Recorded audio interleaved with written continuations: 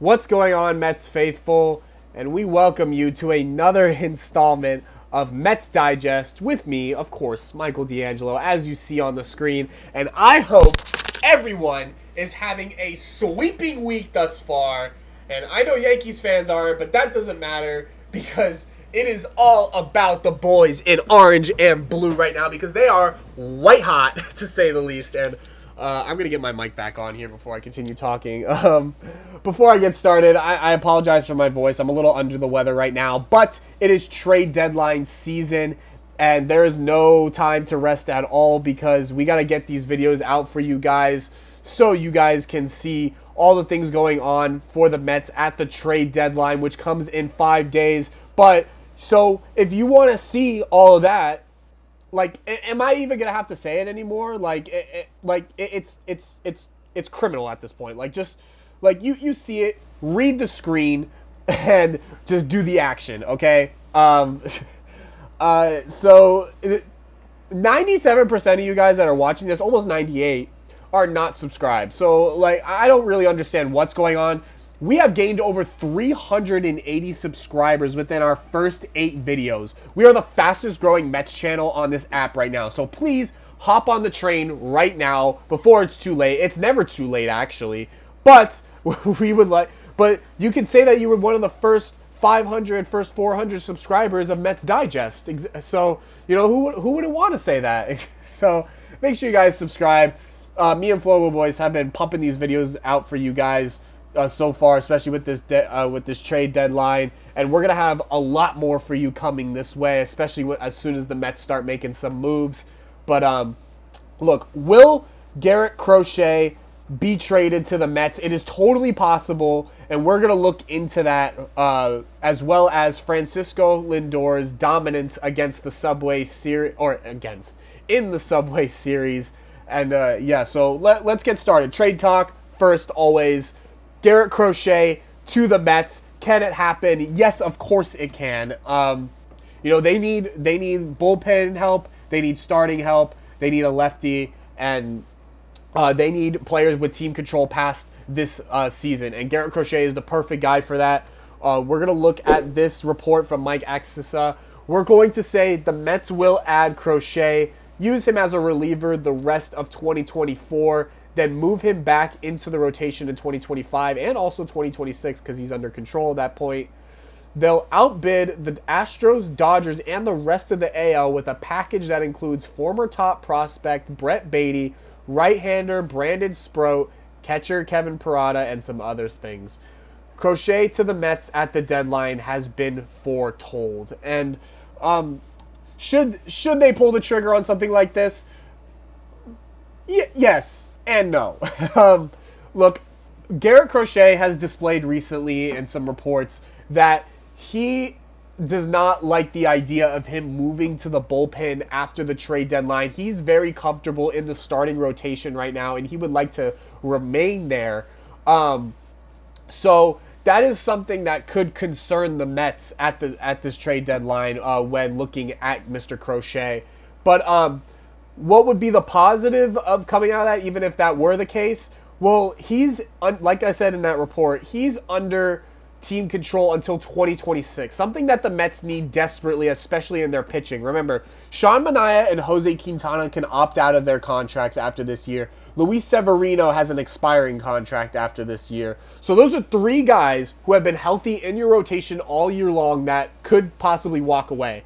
And you're going to need some guys to replace that. Look, Kodai Senga's on his way back. He's pitching tomorrow against the Atlanta Braves. And, Tyler McGill will be taking Christian Scott's spot on Saturday. So he's another option if he can look good towards the end of this season. And like I said, Christian Scott, another option. So you have a lot of young arms that you could fill out this rotation with. But, in the powerful NL right now, when it comes to winning a World Series, you're going to need some firepower. And right now, Garrett Chrochet looks like he is one of those, And we'll take a look at his stats right now. He has made 21 starts so far. Has only allowed 10 home runs and has an ERA of 3.07. One of the biggest knocks on Chrochet when he first got pulled up and he was bouncing up and down in the majors and minors is his health. He was not very healthy And it seems like now that he has gotten his body in check, and that has rewarded him with his first All-Star appearance this year with the Chicago White Sox. He was their only All-Star that appeared in the game this year. So, I mean, look, the stats obviously jump off the board, especially when it comes to a guy that you're looking to pick up at the deadline. But should you really be... should they do this? Yes and no. Look, it's going to take one of those top prospects. Brett Beatty, of course, possibly could be on the move. Kevin Parada, who is actually holding a hot bat right now. He has had an over 900 OPS in his last 25 games. Brandon Sproat has come out of nowhere. He has jumped up our prospect list. He's in the top 15 now, made AA All-Stars. So he is pretty much our hottest arm that is down in our minor league system right now. So these are all three guys that hold a lot of value right now. Brett Beatty is swinging the bat really well in AAA, but we all know he does that. It's all about what happens for him in the major leagues. But should you trade a guy like that? I don't know. It's a split. It's a 50-50 thing because, look, we all know Pete Alonso, pending free agent after this year. If he walks, the most likely replacement at the moment looks like it will be Mark Vientos, who is playing a very good third base right now. But, with Pete Alonso gone, we have seen some videos of Mark Vientos taking grounders at first base earlier in this season. So that could be something that would happen if Pete Alonso were to walk away. And that means we need Brett Beatty. So, obviously Ronnie Mauricio as well, coming back from a torn ACL. Hopefully he'll start rehabbing in September. We don't know if he's comfortable playing third base or not. So that leaves Brett Beatty as our best option. And would you want to trade something like that away? Well, that's something that they're going to have to evaluate because, David Stearns said at the beginning of the season, not this exact quote, but that this would be some sort of a down year for the Mets. And that is not the case. This is not a down year anymore. So, they're paying, like I said in previous videos, they're still paying off Justin Verlander and Max Scherzer's contract, hence why he said that, hence why the Mets couldn't go out and hit a big home run in free agency last offseason. So, these are all elements that you have to take into consideration when looking at this deadline, looking to trade for a guy like this who has a red-hot arm and has team control past 2025 and 2026, or till 2026, excuse me. And that's something that increases his value that you might have to spend a pretty penny for him. So, Garrett Chrochet to the Mets. I would obviously like to see it happen. Obviously, that rotation, if it were to happen, it would be a little jammed up there. Maybe considering moving one of the lefty guys to the bullpen because we need help down there with the lefties. But as I say that, Subway Series concluded. We saw Jake Diekman get a full 3-out save. He got Trent Grisham to fly out, walked Juan Soto, struck out Aaron Judge looking, and got Ben Rice to ground out to end the game to complete the series sweep of the New York Yankees in the Subway Series. So, hopefully that moment right there for Jake Diekman is something that will turn his season around. You were easily able to tell that his confidence was just bottom of the barrel. But that moment right there on national TV, on TBS, playing in front of in Yankee Stadium in the Bronx, and you are having a very, very subpar season and come out and do something like that, striking out the league's MVP, the captain of the Yankees, and ended up saving the game for the Mets when you know that everyone is doubting you. That is something that can turn your season around 100%. So hopefully, when Jake Diekman comes back out, hopefully we'll see a completely different arm now that he has had his best Mets moment so far of his career. But moving on from him, we are looking at our possible MVP, not Aaron Judge, Francisco Lindor, and he was flat out dominant throughout the entire Subway Series.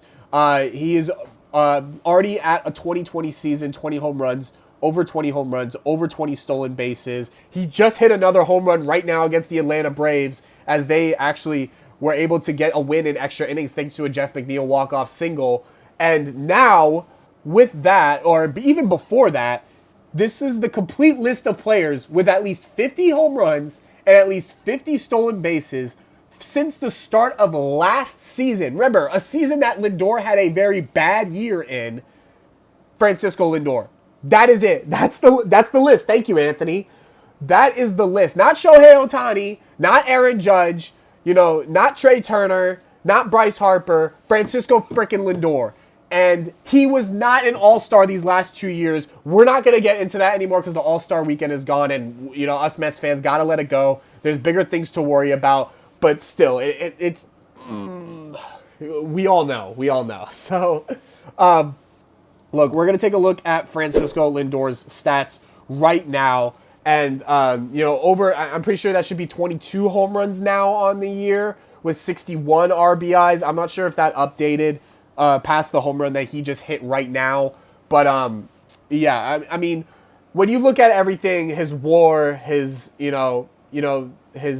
home runs, he's leading all NL shortstops in home runs, and I'm pretty sure he's leading all NL shortstops in RBIs. This man has to get put in the NL MVP conversation. Like, look, Shohei Ohtani or Marcell Ozuna, those guys are sitting on the bench for 80% of the game, man.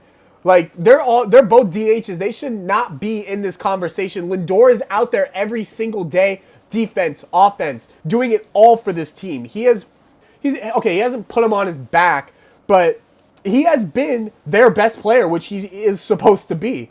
So, I mean, he has no doubt shot himself into the MVP race, and he better be in there if he's not if he's not in the MVP race. If he keeps this up and he's not in the MVP race, it is obvious that something is going on within the MLB writers, decision maker, whoever decides is in this rigged race. Excuse me.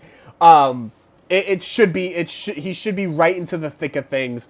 I get it. Ohtani has the much better hitting stats, but come on, man. Defense is all a part of winning games. It's all a part of winning championships. And Francisco Lindor is a guy that does that. And he should. And I'm not gonna say it again, but I'm so excited to see what comes up for this upcoming trade deadline. Get Francisco Lindor some help in that bullpen, and the Mets just walked off to win the first game of the series against the Atlanta Braves, a series that is crucial for this team coming down the stretch here. We will have Kodai Senga making his season debut Friday night at Citi Field. If you guys can make it out to the game, go. I'm going to be there.